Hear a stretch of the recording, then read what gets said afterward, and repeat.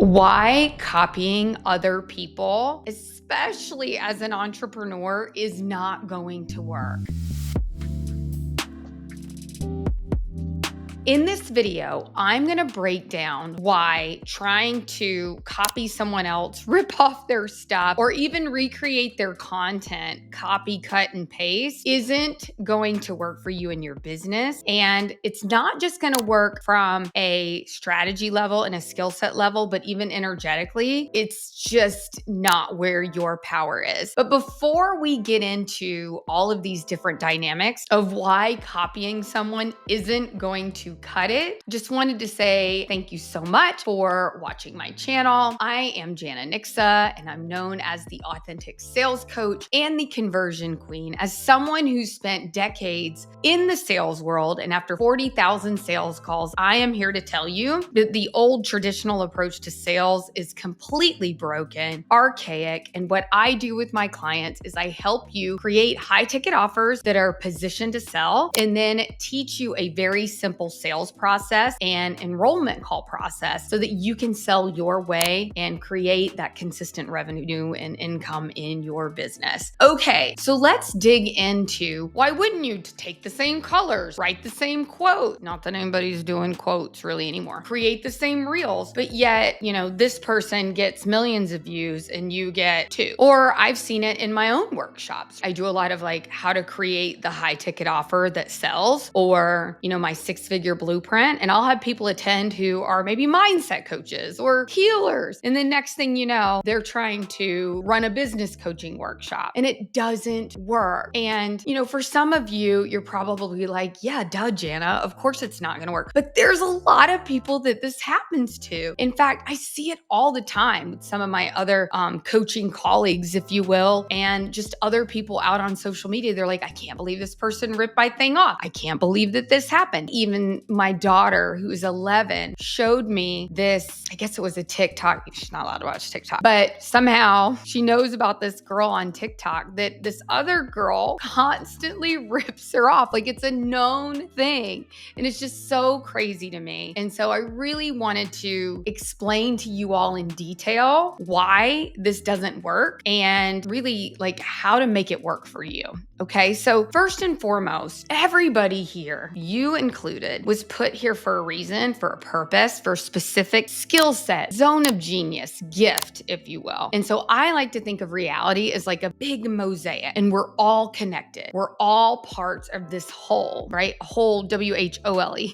And if, let's say, one person who's supposed to be like the blue part of someone's eye in the mosaic decides, no, I want to copy the white part of the eye. I want to be white. And now all of a sudden you have this big white dot in the middle of what should be a beautiful blue eye. And so it throws everything off. And so when we try to do that, what it's going to look like in your business is constantly trying to put a square peg in a round hole. And you're going to constantly feel like the white speck that's supposed to be blue in the mosaic of reality. And when we do that, not only does it not work, your clients can feel it, the community can feel the inauthenticity, and you can't fake your frequency. And imagine, let's say the smoke and mirrors is enough to get somebody onto a sales call. Do you really think that you can sell this house of cards that you've built based on someone else's genius? I always tell my clients, your biggest superpower in sales is your conviction and your certainty. And if you know that you're not being true to who you are and you're trying to do it like somebody else, that energy you can't fake, and it's going to come across. So you're shooting yourself in the foot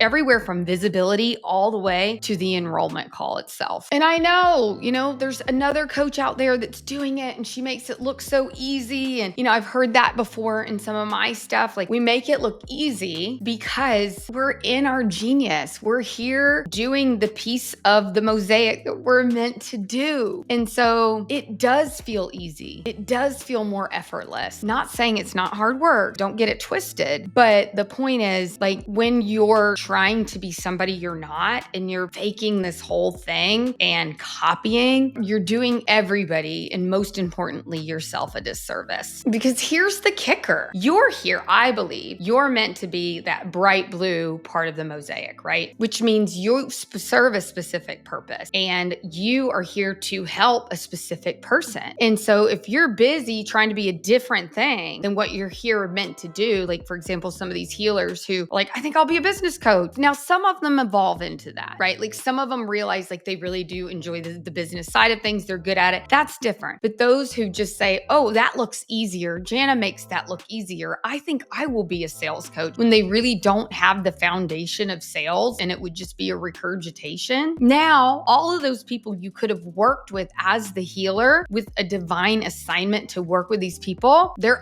SOL for now because you're all too busy over here trying to be somebody you're not. And so while some of us, when we are in our zone of genius, make it look easy, it's because we know what we're doing. And so that's really the first thing, is like, you can copy somebody else's strategy, but if you don't have the skill set to execute it and it's not part of really what you're meant to do, it's always going to feel clunky and it's never going to feel aligned. And while maybe you can get some traction, at the end of the day, you will know what it's truly built on, and that's not serving you. The second piece in this whole strategy thing, why I don't believe in like a cookie cutter, one size fits all approach, is because everybody's unique. And so everyone I work with, I always remind them, like, you didn't come into my world as like a little baby with like no skill set, no life experience, no area of expertise, right? And so because of that, when we lean into and capitalize on the foundation that you already have from living the life that you've already lived, you're not going to do it the same way as everybody else. I have some clients that are incredible artists, creative, and they put out a couple of TikTok videos and people just are magnetized to them. I have others that are incredible writers. And so they write these posts and people, whether it's LinkedIn, Facebook, whatever it may be, even a blog, and people are just like drawn to it because they're in their skill set, they're in their gift. You know, I have others who are just incredible at connecting with people and networking. And so if I told like a networking type of person, you've got to go do reels for the next 90 days and do them like this and use this and say it like this, and then they're not in their power. And so it's so important that we lean into the creative mediums that you're naturally drawn to, and not, well, this is the next hottest trend, so I have to do this. Now, let me be clear. That does not mean that you're not going to be doing things that make you uncomfortable. You know, chances are, if you're an entrepreneur and you're building your business online, you are going to have to be visible. You are going to have to lead Zoom rooms and workshops and teach and be on camera, right? But if you think about where some of your natural abilities are and your natural affinities are, that's going to tell you where you're going to get the most traction the fastest. And then you can enhance and build some of these other skill sets as needed, especially once you recalibrate your nervous system. Because if you're in just constant fight or flight, like way over outside your comfort zone, trying to pretend like you're somebody else and fake it till you make it, it's going to take so much longer. Think about it. How many stories have you heard of people when they're like, and I finally just stepped into me and owning me and doing it my way, and then everything changed. And so in a world full of shiny objects and people are saying, just do it exactly like I did it, and, you know, do it my way, like, that isn't where success is made. Success comes from preparation and also capitalizing and building into your current skill sets, your gifts, and your areas of expertise that you already have, and letting those give you the momentum you need to maybe bring some other skill sets online. Because the truth is, there's already a version of you that has the success right now that you are yearning for. And so the longer you delay it by trying to do it like somebody else and not doing it the way you feel led to do it, it's just going to really inhibit your growth and make success that much harder. And of course, you're going to be out of alignment. I think that kind of goes without saying. Energetically, it won't be a match. Have you ever met those people? It's like the difference between a nice person and a kind person. A nice person is being nice because that's what they think they have to do. A kind person can't help but be kind because that's who they are. And so when you can make that distinction and be who you are, that's where your power is. If you think about it, if you look at the Hawkins scale,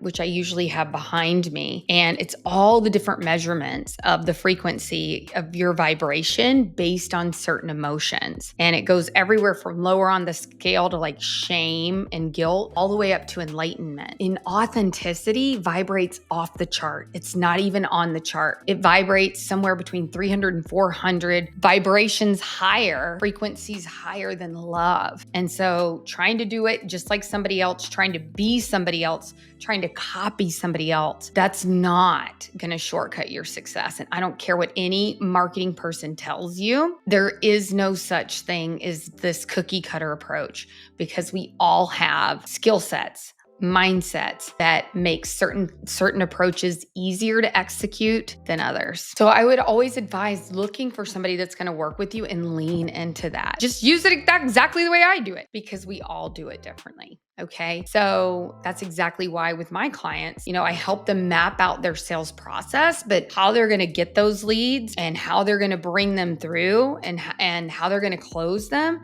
Like, we help amplify what's already in them that makes the most sense to them, instead of them feeling like a fish out of water all the time. Now, I would be remiss to say that, of course, I think it was Tony Robbins, or maybe it was Jim Rohn that said it before Tony, that success does leave clues. So in no way, shape, or form am I saying, don't model anything that anybody does. Just throw caution to the wind, use whatever hook you want, go on as long as you want. Like, don't use any of the strategies that are out there. No, not at all. It's always going to be and not or, meaning take the pieces of certain strategies and whatever skill sets you have that you feel most amplified and capitalized on with the strategy, and then model what's working with that strategy by studying people who are doing it well, and maybe working with other coaches who are doing it well, but then you get to make it your own. I mean, look at it this way. Think about how many books are there on spirituality? How many books are there on just the inner critic inside your head? How many books are there on manifestation, right? But each person has their unique flavor of it. Each person has their unique spin on it. Sometimes even just down to the way they describe their process, the way they talk is going to make it, click it into place for somebody. Maybe you've heard it a different way a gazillion times and couldn't quite